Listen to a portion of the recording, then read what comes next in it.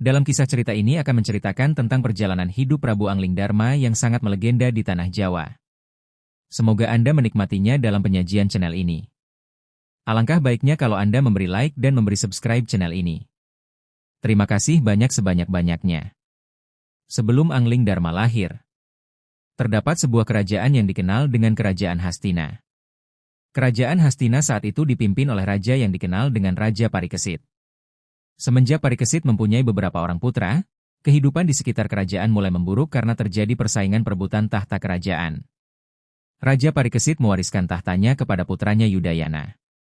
Ketika masa kepemimpinan Yudayana dimulai, kerajaan hampir mengalami kehancuran sehingga Raja Yudayana sampai berani mengubah nama kerajaannya menjadi Kerajaan Yawasita.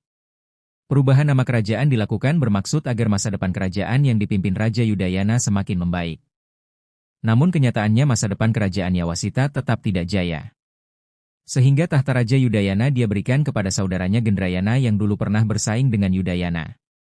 Pada masa pemerintahan Raja baru Gendrayana, lingkungan kerajaan semakin membaik dan mulai ada perubahan yang lebih sejahtera. Hal itu dibuktikan dengan tidak adanya rakyat yang mengalami kelaparan dan kemiskinan. Namun, masa kepemimpinan Gendrayana tidak terlalu lama karena dia menghukum adiknya sendiri yang bernama Sudarsana dengan dasar kesalahpahaman antara kedua belah pihak. Mendengar berita itu, Batara Narada atau seorang pendeta dari Kahyangan yang bijaksana datang ke kerajaan Yawastita untuk mengadili Gendrayana. Sebagai hukumannya, Gendrayana dibuang ke hutan oleh Batara Narada. Sedangkan adiknya Sudarsana dijadikan sebagai pengganti Gendrayana. Gendrayana mengajak beberapa pengikut setianya untuk hidup bersamanya dan membuat kerajaan baru suatu hari nanti. Di dalam hutan, Gendrayana berjuang keras bersama pengikut-pengikutnya membuat sebuah kerajaan yang akan berdiri kokoh. Setelah beberapa tahun, akhirnya sebuah kerajaan berhasil berdiri atas perjuangan keras yang dilakukan Gendrayana. Kerajaan tersebut diberi nama Kerajaan Mamenang oleh Gendrayana. Dan raja pertama yang menduduki pada masa itu adalah Gendrayana sendiri. Bahkan sampai ratusan tahun Kerajaan Mamenang berhasil memakmurkan rakyatnya dan selalu unggul dalam persaingan dengan Kerajaan Yawasita. Setelah mengalami masa kejayaan, Gendrayana dikaruniai seorang putra yang diberi nama Jayabaya. Gendrayana mewariskan tahtanya kepada Jayabaya. Sedangkan Raja Sudarsana juga menyerahkan tahtanya kepada putranya yaitu Sariwahana. Kemudian Sariwahana mewariskan tahtanya kepada putranya Astradama karena Sariwahana tidak terlalu suka menjadi seorang raja. Pada masa pergantian tahta, kedua kerajaan ini sering terlibat dalam perang saudara. Perang saudara ini sampai bertahan hingga puluhan tahun dan tetap saja tidak selesai-selesai. Akhirnya kedua kerajaan ini damai atas bantuan dari Hanoman yang telah bertapa lebih dari ratusan tahun. Hanoman melakukan tindakan yang berhasil mewujudkan perdamaian antara kerajaan Yawastina dengan kerajaan Mamenang dengan cara perkawinan salah satu anggota kerajaan, yaitu Astradharma dinikahkan dengan Pramesti, putra Jayabaya. Setelah menikah, Pramesti bermimpi bertemu dengan Batara Wisnu. Batara Wisnu berkata bahwa dia akan dilahirkan di dunia melalui rahimnya sendiri. Dengan adanya kejadian mimpi tersebut, tiba-tiba perut Pramesti membuncit dan di dalam rahimnya ada jabang bayi. Sontak Astradharma menuduh Pramesti selingkuh dengan orang lain. Sehingga Astradharma mengusir istrinya untuk pulang kembali ke negerinya. Saat Jayabaya menemui putrinya berjalan menuju ke istananya dengan keadaan hamil dan lemas, Jayabaya sangat murka kepada Raja Astradharma. Kemudian Jayabaya mengutuk kerajaan Yawastina tenggelam oleh banjir bandang yang besar. Tak lama kutukan itu pun terjadi dan menimpa kerajaan Yawastina. Akhirnya Raja Astradharma dengan seluruh rakyatnya terhempas dan menghilang bersama istananya karena banjir yang melanda kerajaannya. Begitulah berakhirnya kerajaan Yawastina. Setelah runtuhnya kerajaan Yawastina, Pramesti melahirkan seorang putra yang diberi nama Angling Darma. Angling Darma merupakan bayi titisan Dewa Wisnu yang memiliki kekuatan-kekuatan yang luar biasa. Angling Darma dilahirkan bersamaan dengan kematian kakeknya Jayabaya. Setelah meninggalnya Jayabaya, tahta kerajaan Mamenang kemudian diserahkan kepada Jaya Amijaya, saudara Pramesti. Perjalanan hidup Prabu Angling Darma pada masa kecil sampai remaja Angling Darma sering sekali membantu sesama temannya. Dia selalu memberantas kejahatan meskipun usia Angling Darma masih sangat muda. Banyak sekali perampok-perampok yang berhasil dia kalahkan. Sehingga dia sangat disegani oleh banyak masyarakat yang telah dibantunya. Pada saat masuk usia remaja, Angling Darma mulai melatih dan mengasah kemampuannya dalam dunia persilatan dan kekuatan dalam. Dengan dibekali keahlian sejak kecil, Angling Darma sangat mudah mempelajari berbagai macam jurus yang diajarkan oleh gurunya, yaitu Begawan Maniksutra. Dia juga diajarkan gurunya untuk berburu yang baik dan tidak merusak alam. Hanya berburu dalam waktu 30 menit, Angling Dharma berhasil melumpuhkan seekor singa yang besar. Angling Dharma sering sekali membunuh hewan setelah dia bisa berburu.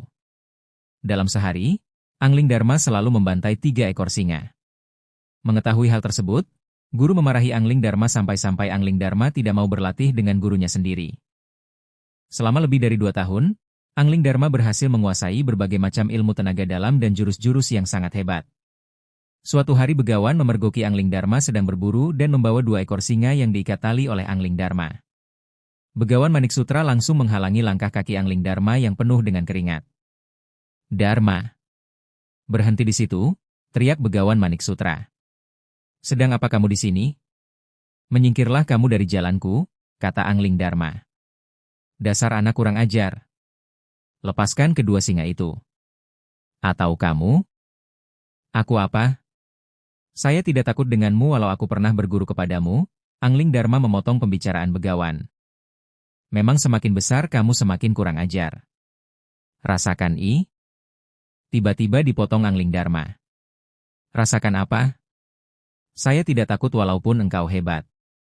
Angling Dharma tertawa sambil melihat jurus yang dilakukan oleh Begawan Maniksutra.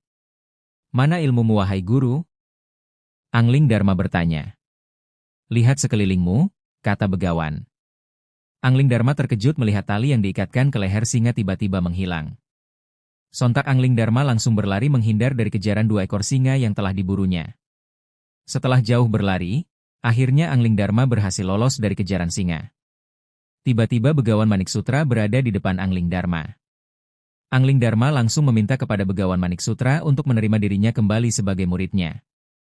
Selama Angling Dharma menjadi murid Begawan Maniksutra, dia diajarkan ilmu-ilmu yang dimiliki Begawan Maniksutra agar bisa meneruskan ilmu untuk para pemuda-pemuda yang berjuang mempertahankan negeri. Akhirnya Angling Dharma berhasil menguasai seluruh ilmu dan jurus-jurus yang diajarkan oleh Begawan Maniksutra. Kemudian dengan tekad dan keberanian Angling Dharma, dia ingin membangun sebuah negeri baru karena mengetahui sejarah negeri kakeknya yang dulu sering berselisih dengan kerajaan lain. Angling Dharma ingin menciptakan sebuah negeri yang damai dan makmur bagi rakyatnya. Setelah Angling Dharma memasuki masa dewasa, Angling Dharma berniat membawa ibunya pindah ke negeri yang telah dibangunnya sendiri. Negeri tersebut diberi nama Malawapati. Di sana, Angling Dharma memimpin negerinya sendiri dan mengatur negerinya sendiri dengan memberi gelar Prabu Angling Dharma atau Prabu Aji Dharma oleh dirinya sendiri. Setelah kerajaan Yawastina mengetahui kemakmuran yang terjadi pada kerajaan Malawapati, Jaya Amijaya sebagai Raja Yawastina memberikan 1/4 kekuasaannya kepada Angling Dharma untuk bermaksud memakmurkan rakyat barunya. Walaupun Angling Dharma menjadi raja, dia tetap tidak mau meninggalkan kebiasaannya untuk berburu. Angling Dharma senang sekali berburu pada malam hari karena pada malam hari hewan-hewan sangat mudah untuk diburu. Pada saat dia berburu, ia menemukan seorang gadis yang bersembunyi dari kejaran harimau. Lalu kemudian dia membawa gadis itu menuju ke tempat yang aman dari jangkauan harimau. Selama perjalanan mereka saling berkenalan dan saling bercerita kesukaan mereka. Gadis itu ternyata bernama Setyawati yang ayahnya merupakan seorang pertapa sakti bernama Resi Maniksutra. Angling Dharma kemudian mengantarkannya pulang ke rumah. Karena Angling Dharma merasa jatuh cinta kepada Setyawati dalam pandangan pertama, Angling Dharma berniat untuk menjadikan Setyawati sebagai pendamping hidupnya. Dan akhirnya Angling Dharma juga melamar Setyawati sebagai istrinya. Namun ada sedikit kendala saat akan mendapatkan Setyawati. Kakak Setyawati yang bernama Batik Madrim telah bersumpah bahwa barang siapa yang ingin menikahi adiknya harus dapat mengalahkannya. Mengetahui sumpah tersebut, Angling Dharma memberanikan diri untuk melawan Batik Madrim demi mendapatkan Setyawati. Maka terjadilah pertandingan antara kakak Setyawati dengan Angling Dharma yang hasilnya dimenangkan oleh Angling Dharma. Setelah itu, Angling Dharma mengadakan pernikahan di kerajaannya. Setyawati menjadi permaisuri Angling Dharma dan sedangkan Batik Madrim diangkat sebagai patih di kerajaan Malawapati. Inilah cerita perjalanan Angling Dharma saat dia masih kanak-kanak hingga dia menikah dengan istrinya Setyawati dan membangun kerajaan. Kelanjutannya akan saya buat di part 2. Terima kasih Anda telah menonton video ini sampai habis. Semoga Anda dilimpahkan rizki yang banyak dan diberikan kesehatan oleh Allah Subhanahu wa Ta'ala. Semoga Anda berkenan memberikan like dan subscribe. Terima kasih.